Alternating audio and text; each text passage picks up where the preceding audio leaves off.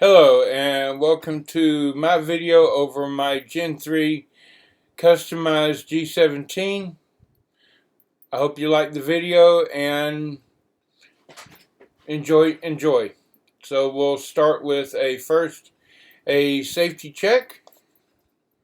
Take the magazine out, lock the slide back, and let's see, just lined up.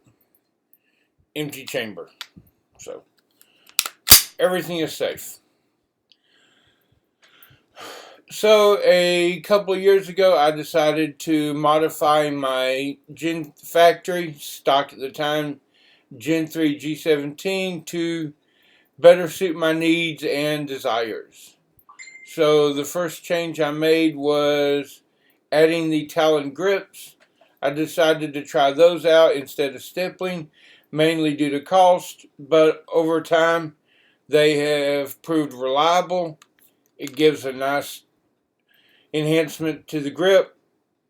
It was cheap and they have held up well, so well that I've never really had a need to consider stippling.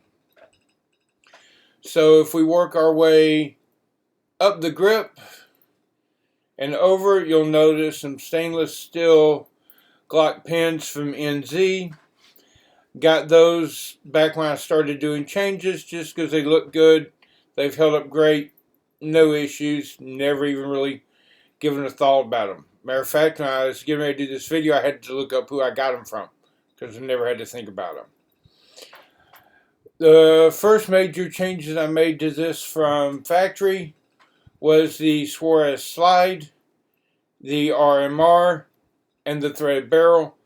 All that was pretty much done at the same time because I knew I wanted this to be a suppressor host, as at the time my AAC Tyrant 9 that I'll show you later in the video was an NFA gel, so I needed a threaded barrel, and I knew I wanted to go with a red dot. I knew specifically I wanted to go with the RMR. So I did not want my factory gun to be down for however long it took to send the slide off, so I decided to purchase a pre-milled slide. Did some shopping around at the time after doing a little comparison. Decided to go with Suarez. The Suarez slide included, if you can tell there's a little thin plate under the RMR between the RMR and the slide. That came factory from Suarez. This is a Gen 1 RMR. And over thousands of rounds, I've never had an issue with the battery contacts flickering. None of the issues are normally associated with a Gen 1 RMR, mainly due to the quality of the slide and the backplate that Suarez includes with it. So, again, I may go up to Gen 2 one day if I ever do another Glock, but as long as I'm running this one, I'll stick with the Gen 1 RMR. It is most definitely proven over thousands of rounds. As you can see with the barrel, I went with an S3F barrel. I went with a Surefire XC1 light because at the time I wanted a light that was small enough to be comfortable carrying. I do carry this appendix. I wanted the small footprint of the XC1, and at the time there were no one other than Surefire that was making a light this small. So I went with the best. I went with the Surefire brand, the Surefire reputation. And although there are now brighter, higher lumen lights out with a similar footprint, this one's never let me down. Just never had any reason to replace it. It works great. Again, if I did another Glock one day, maybe I might try a different light, but no reason to change the light and change my holster when this one works great.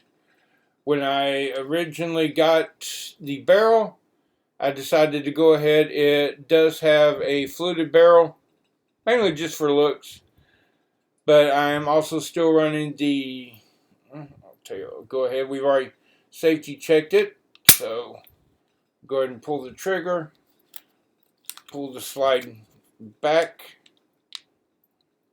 and releases. I'll take that off and look a little better at the upper, so to speak. factory Gen 3 guide rod and spring. Again, this gun has run flawlessly, suppressed or unsuppressed. I've never had any reason to replace those. You can see the S3F barrel is fluted. Again, mostly just for looks, but it's run great, and I most definitely did get a consistency and accuracy improvement with the factory barrel. As my original Glock barrel, I bought this used and was shot out, and even with shooters much more skilled than myself, my factory barrel was way off. So the S3F not only gave me an improved performance, but gave me the suppressor's capability that I was really after the whole time. No other internal changes. Like I said earlier, the Vickers magazine release is enough that I can hit my magazine release without changing my grip, but it's stiff enough and short enough that I've never had an issue with dropping a magazine. So, as I said before, primarily when I got the S3F barrel, it was because I knew that this was going to wear my suppressor. As you can see, the AEC Tyrant 9 is well used and abused, whether unsuppressed or suppressed. This thing has never let me down. Even with the suppressor and the factory buffer and spring, never had an issue. The whole combination has run beautifully over thousands of rounds. Been very happy with it, continue to do so. This will continue to be my EDC. At some point in the future, I might decide to change my EDC, but I just don't see that happening. Maybe one of these days I'll get a different pistol can, but again, I would say if it ain't broke, don't fix it, but it wasn't broke to begin with, and I upgraded it anyway, so really happy with this combination. I'd trust my life, or more importantly, my family's life, to the performance of this gun. I hope you've enjoyed the video. Have a nice day. Leave any comments below. If you've got any questions, if you're rude, insulting, nasty, I'll just delete your comment. Have a great day, and God bless.